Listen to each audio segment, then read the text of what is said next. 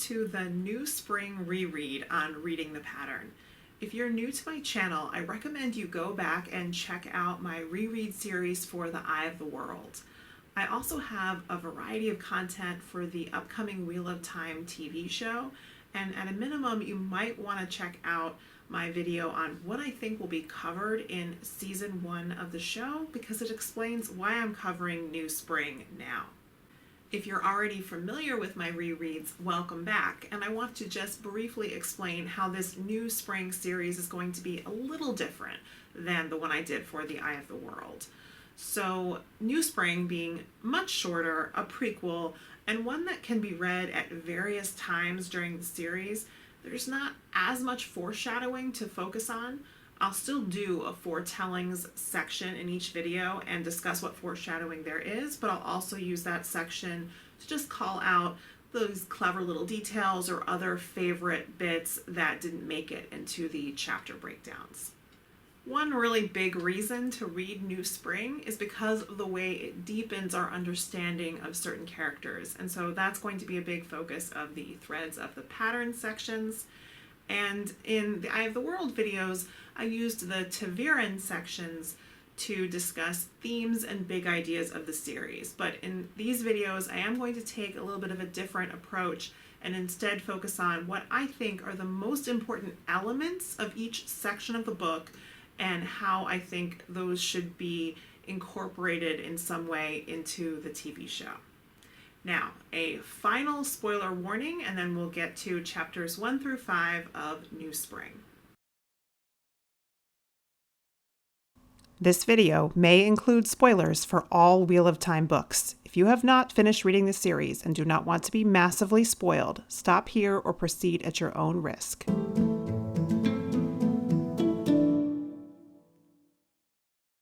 Chapter 1, The Hook. Lan patrols an army camp at night in winter. They are camped near Tar Valon during the Aiel War. He checks on sentries and has to wake several of them from sleep. Lan commands this group of over 300 soldiers, which include Borderlanders and Domani. He is followed by a fellow Malkiri, Bukama, who had been his teacher and the last of his protectors as an orphaned child. Lan reflects that he came south over 2 years before to fight the Aiel, believing them to be directed by the Dark One, but he no longer believes it, and he tells Bukama he stays only because he gave his word.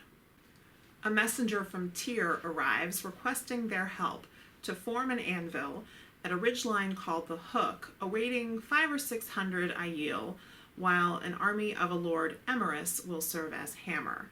Lan is bothered by the man's rudeness, but agrees to be there by first light and begins rousing the camp.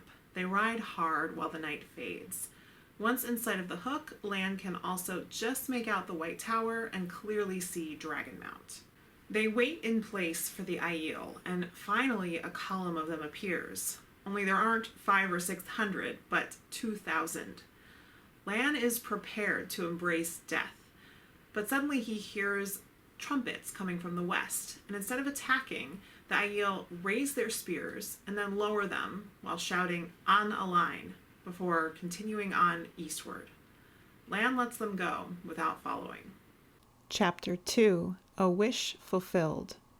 Moiraine attends the Amerlin seat in her freezing cold sitting room, along with her friend and fellow accepted Swan.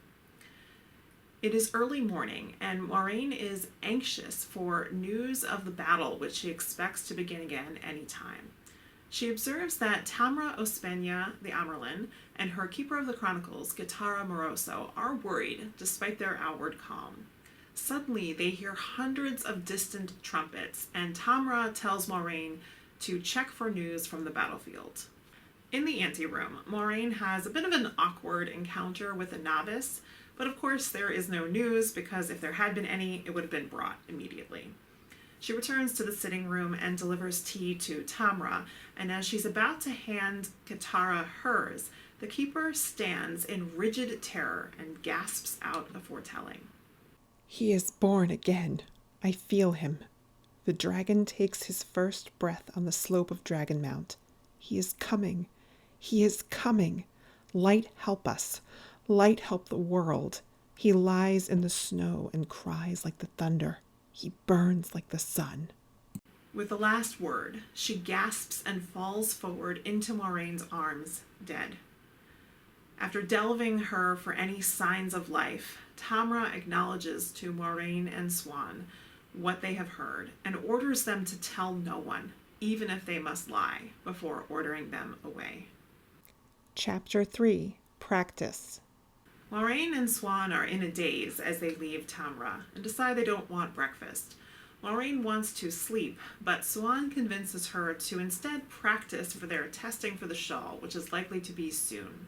They go to Swan's room, and Moraine begins her practice of the testing weaves, while Swan attempts to break her concentration. This time she does so by discussing the Dragon Reborn and what the Reds might do to him. The door bangs open, and another accepted, their friend Mirelle, comes in and quickly figures out that Moraine and Swan have a secret, but they evade answering, and Mirelle takes a turn trying to distract Moraine. The door opens again for another accepted, Tarna, who is not so friendly, and she came to tell them that classes are canceled, the accepted are called to an address by the Amerlin, and Guitarra Moroso died a few hours before. Mirelle jumps to the idea that this was Swan and Moraine's secret, and Swan manages to let her think so. Tarna asked what happened, and Moraine is able to give an Aes Sedai answer, which leaves out the foretelling. While awaiting the Amerlin, they fish for gossip and find that people are saying Guitarra had a foretelling, but Tarna helpfully tells everyone that Moraine said she didn't, so Moraine is able to say nothing. Tamra appears and announces that the tower will be giving a bounty to any woman who has given birth in Tarvalin or the surrounding camps and followers from the time of the arrival of the soldiers until the end of the Aiel threat. She tasks the accepted with going out of the tower to collect the names of the women. She warns them to take care, and at the last moment instructs them to collect the day and details of where the infant was born. Moraine and Swan realize they are being sent to find the Dragon Reborn. Chapter 4. Leaving the Tower. Moraine prepares for the journey in her room before joining Swan and heading to the stables. Moraine is an accomplished rider and mounts her own horse, Arrow, while Swan awkwardly rides one of the tower's horses. Swan abruptly tries to direct Stellar, the bannerman leading them, to the west bank, but he leads them to the southernmost gate on the west side, not near enough Dragonmount. Moraine is exhilarated to even be crossing the bridge to leave the city, but they find white cloaks barring their way. Moraine orders Stellar to continue on anyway, and he ignores her, so she considers rapping him on the head with a flow of air. Finally, the white cloaks move on, and Swan again attempts to direct Stellar to the camps farther from the river, but he refuses, saying his orders were for the camps closest to the river. They pass a burned village as they head away from Dragonmount. At the first camp they reach, they find another accepted, so they move on to the next, which is larger and noisier, and begin setting up to take names. Chapter 5. The Human Heart. The task quickly becomes unpleasant as a long line of women, around 100, crowds around and shouts. Swan has to use the power to enhance her voice and command everyone to quiet, and they fall in line. Moraine finds it difficult to get all of the information they need in short order, but she makes an effort to include a woman she sees with an infant who is not in line. It is clear that some of the babies are too old, but Moraine and Swan write down one of these when the mother is clearly starving. This causes even more women to join the line with older babies and children, and Moraine has to start frightening some of these away. In the afternoon, 2 Aes Sedai appear, and Moraine is dismayed to see that one of them is Elida Aroyhan, advisor to the Queen of Andor. Elida, who usually defers to no one except the Amerlin and Sitters, actually tolerates the other sister, Mylin, questioning her interest in Moraine and Swan, and even a pointed remark about how illogical it is for Reds not to have warders. After the Aes Sedai leave, they find it harder to keep order. Stellar tells them it is time to leave before they are done, and the women of the camp have to hold him off while the remaining women in line quickly and obediently give their information. They have to rush but make it back to the tower in time, where Moraine is told that Marian, the mistress of novices, wants to see her. Marian tells Moraine that her 3 uncles, including King Laman of Cairhien, were killed yesterday. Moraine is solemn but has no feeling of loss for her uncles, all of whom she considered terrible men. But instead of eating, she prays for them and then goes to sleep to nightmares of the dragon reborn. She wakes in the middle of the night and goes to Swan's room to find her the same. They discuss whether the tower will be able to find and guide the dragon reborn, but neither can sleep.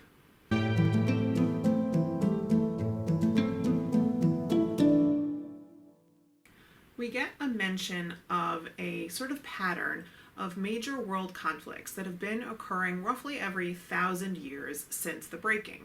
There were about 1,000 years between the breaking and the Trolloc Wars, another 1,000 years before the War of 100 Years, which followed the fall of Arthur Hawkwing's empire, and now roughly 1,000 years after that, the Aiel War. So we know that Ishamael was involved in some way with all the previous conflicts. And so related to that, there's a theory that perhaps roughly every 1,000 years, Ishamael became relatively free from the Dark One's prison and then able to manipulate events and wreak havoc on the world for a time. Now, he doesn't seem to be directly involved with the Aiel War, but we do know that shortly thereafter, he is again relatively free and able to start searching for the Dragon Reborn. When the Aiel call Lan on a line, this is the first time he has heard this. It is Old Tongue, which translates to one man alone, or a man who is an entire nation. This is fitting for his status as the uncrowned king of a lost nation. It shows that the Aiel know who he is and have respect for him, even if he does not understand this yet. Since this is a foretelling section, I have to talk about Gitara's foretelling, even though the basic meaning of it is pretty clear. Right about that moment, the infant who will become Rand al'Thor is being born to a maiden of the spear who calls herself Shail on the slopes of Dragonmount. Soon, Tam al'Thor will find the baby in the snow, and he and his wife Kari will bring him home to Emond's Field and raise him as their son. The wording of this foretelling doesn't really tell us much more, although the prophecies of the dragon will tell us a lot more. I will say, to me, the wording suggests that he is being born at that exact moment, although Moraine and Swan take a more broad and cautious approach when setting the parameters for their search. Right after Gitara dies, we hear Tamra say, "Not now, not when I need you the most." And I thought this was intriguing. Was there some other reason why Tamra needed Gitara so desperately at that moment? Or was she just able to immediately process that her search for the Dragon Reborn was going to begin, and for that reason she needs Gitara? It's probably the latter, but it was just interesting phrasing because she literally only learned that second that the dragon was being reborn, and it also seems to be the act of foretelling something so shocking that actually brought on Gitara's death at that moment. Moiraine makes a prediction that Swan will be Amyrlin, and she does this later with Egwene as well. And in both cases, of course, she turns out to be right, though too conservative in her estimation of how long it will take. Though, to be fair to Moiraine, both Swan and Egwene become Amyrlin extraordinarily young, due to very unusual circumstances that Moiraine really could not have predicted. The quote, "I've heard some Reds don't try all that hard to take the poor men alive," is a really good one, because the fact that the Red Aja have this reputation partially explains how the Black Aja were able to get away with their campaign of killing any man they suspected of being able to channel. The campaign, which begins in this book, and continued until Ishamael eventually put a stop to it, was intended to kill the Dragon Reborn, but instead ended up killing over 2,000 men and boys, and dozens of powerful Aes Sedai who were suspected of being part of Tamra's search for the Dragon Reborn. The Reds were used in this campaign and manipulated into gentling a lot of men without trial, including Tom Maryland's nephew. I love this little line. It must be so, since Varen had said it. If you had read this book any time before reading The Gathering Storm, you wouldn't really consider this line too deeply.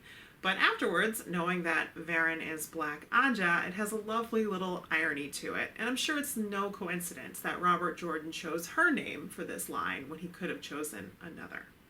Finally, the little oddity of Elida showing deference to Mylan is later explained when Moiraine learns of the hierarchy of deference among Aes Sedai, which goes to the woman who has more strength in the power.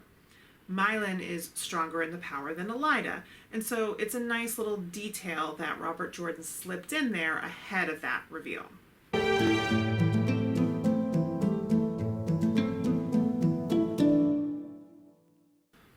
The one moment from this section that almost has to make it into the TV show, if we're going to get anything at all from New Spring, and it's pretty obvious we will, is Guittara's foretelling and death, and the fact that Moiraine and Swan were present for it. It's not only a really dramatic moment, but it also sets up the driving motivation for Moiraine and Swan, and gives a crucial clue to who the Dragon Reborn is, which is likely to be a plot point in the first season. I think it's going to also make sense to, in some way, show that Tamra immediately puts plans in place to begin searching for the boy, but that doesn't necessarily need to happen the way it happens in the book chapters. And more importantly, specifically, we definitely don't need to see scenes of Moiraine and Swan practicing testing weaves, or traveling through the city, or taking names of women. All of those scenes really just serve to illustrate more about the characters and their relationships, and all of that can be done in other ways. Now, as for Lan, I'm a little bit less sure how much of his story during this time frame they're going to want to show. If they want to flesh out his character in the way that I think they're going to do for Moiraine, then they might want to show him during the Aiel War. And for that reason, and maybe for others, they might choose to show the actual Battle of the Shining Walls, which ended the war, and have him involved there. I don't know if they're going to go in that direction. I think it's also possible that the flashbacks we'll see of Lan will only be those that relate to Moiraine.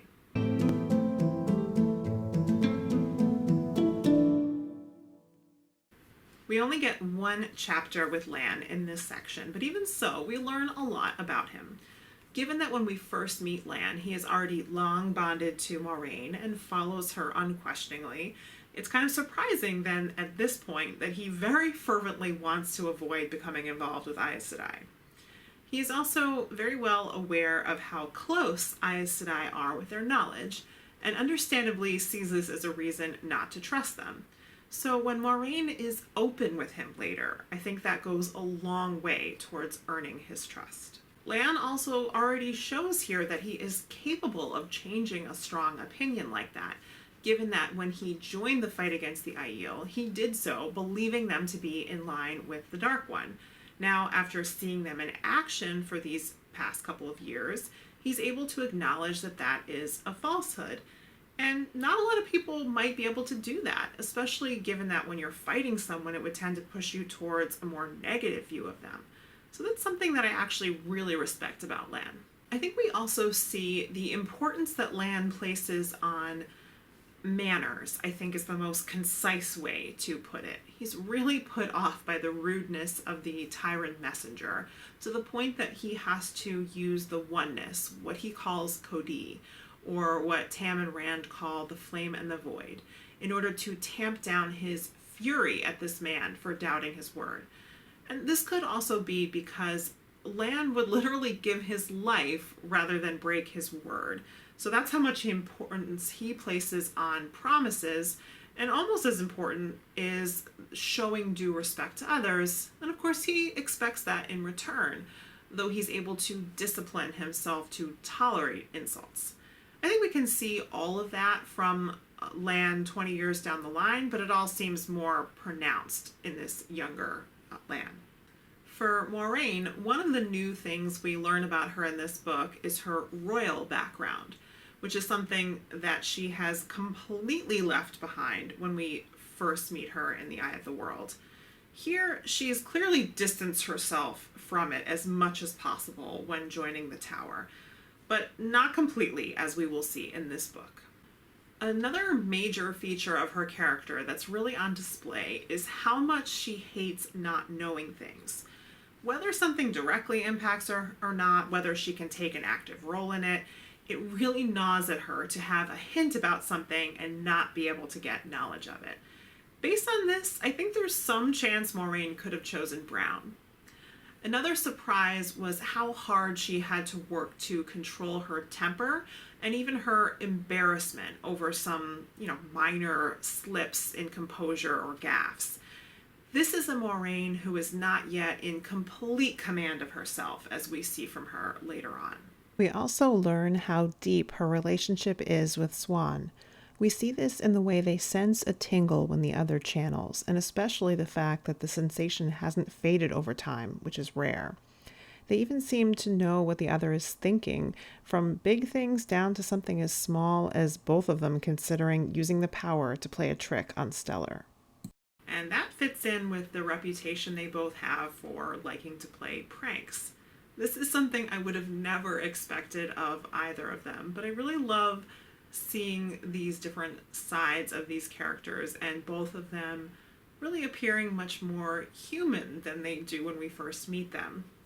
Part of this, I think, of course, is them being younger and lower status as accepted, but I think it's more to it than that, and we are seeing different layers to these characters.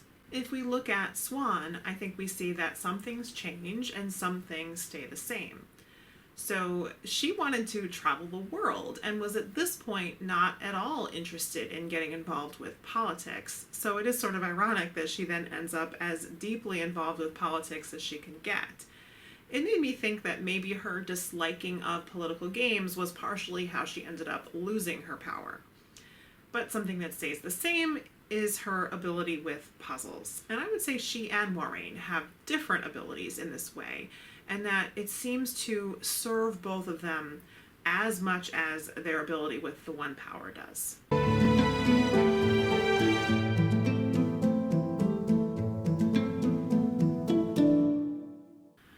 Because there's not a lot happening with the shadow in this book, I'm going to use these sections to point out the women who we will eventually learn are part of the Black Aja.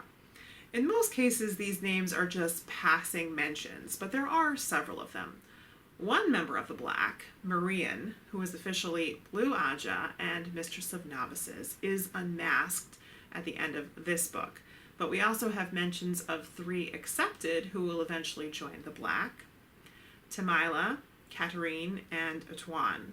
And of course, we have several mentions of everyone's favorite Black Aja, who is really brown at heart, Varen Sedai.